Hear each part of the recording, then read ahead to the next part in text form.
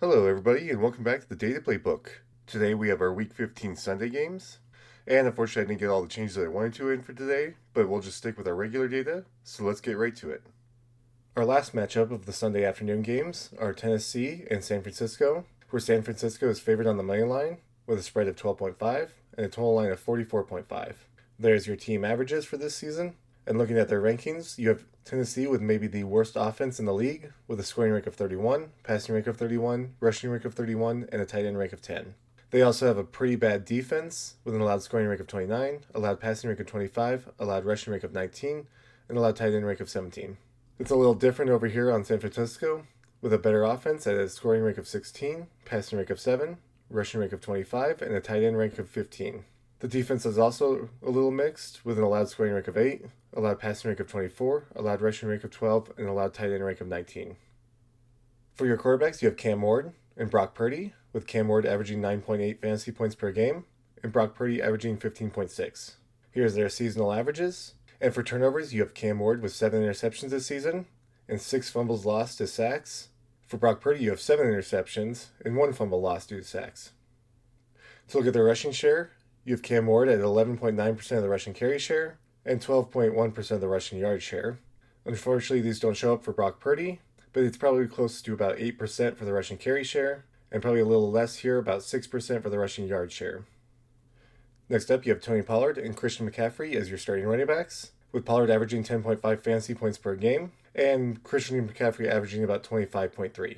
And then there's their seasonal averages. As well as going through their turnovers, you have Tony Pollard with 2 rushing fumbles this season and an additional receiving fumble. And then you have McCaffrey, who has not actually had a turnover this season.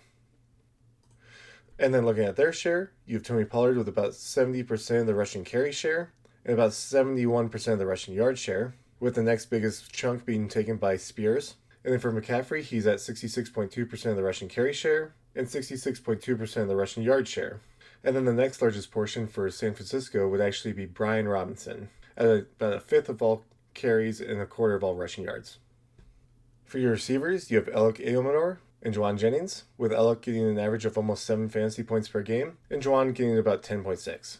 And then once again, I flipped over to the averages, where you can pause and take a look if you want to go through them in detail. But otherwise, we'll go to the charts, because there's only one turnover that comes from Juwan Jennings, which is a receiving fumble.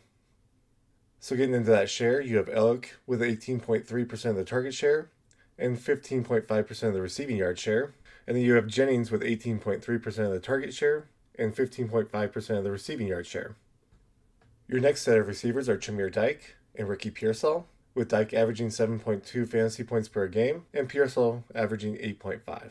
There's your averages, and there's no turnovers, so we'll go right into the charts, where you have Chamir Dyke at 15% of the target share and 12.5% of the receiving yard share, and then Pearsall at 10.1% of the target share and 11.7% of the receiving yard share.